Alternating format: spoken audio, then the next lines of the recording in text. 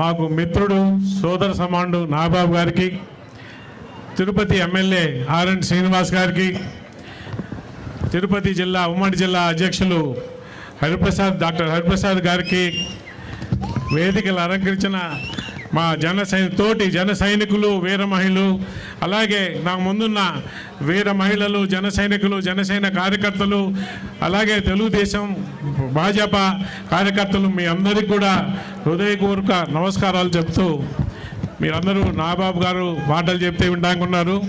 So 2 నిమిషాలు మాట్లాడతానండి. పుంగనూరు అని వినిపించగానే ఆ మాటకు ఒకప్పుడు చాలా మంచి పేరు ఉండేది, పొంగనూరు ఆవులు.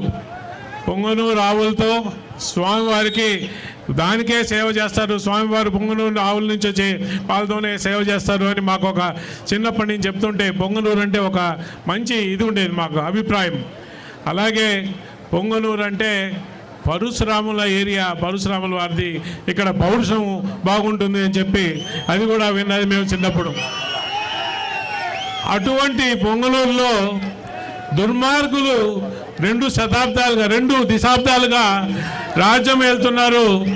ఇక్కడ ఏమి జరిగినా వాళ్ళ కనుసల్లుల్లోనే జరగాల.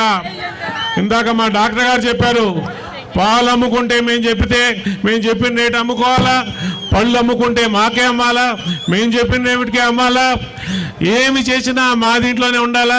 మీరు కష్టపడి సంపాదించుకొని సాయంత్రం వేగి మేము మందు తాగుతా ఉంటే మేము చెప్పిన బ్రాండే తాగాల, మేము చెప్పిన బ్రాండు తాగి బాగలేదంటే చంపేస్తాం. ఇవన్నీ మాకు గుర్తున్నాయి. మీరు ఒక అమాయక ప్రాణిని మీరు అమ్మే ఈ చీప్ లిక్కర్ బాగలేదు అని చెప్పినందుకు ఒక్క 24 గంటలోనే అతన్ని ఏ విధంగా ప్రాణం తీసుకున్నారో మాకు మేము మర్చిపోలేదు, మేమంతా గుర్తుపెట్టుకున్నాం. ఆగస్టు 3వ తారీఖు 2024 చంద్రబాబు నాయుడు గారు ఇక్కడికి వస్తే చంద్రబాబు నాయుడు గారి మీదే అటాక్ చేసి ఆయన్ని మేము మీటింగ్ పెట్టాను, ఈ పొంగనూరు మా ఇష్ట ప్రకారం జరగాల్సిందే అని చెప్పి వాళ్ళకున్న డబ్బు అధికార మదంతో ప్రవర్తించి ఇవాళ పొంగనూరుని మా చెప్పుతలతో పెట్టుకుంటాం అని చెప్పి ఇంకా ఆలోచన విధానం ఏదైతే ఉందో ఆ ఆలోచన విధాన్ని వ్యతిరేకించడానికి ఇవాళ ఇక్కడికి వచ్చాం.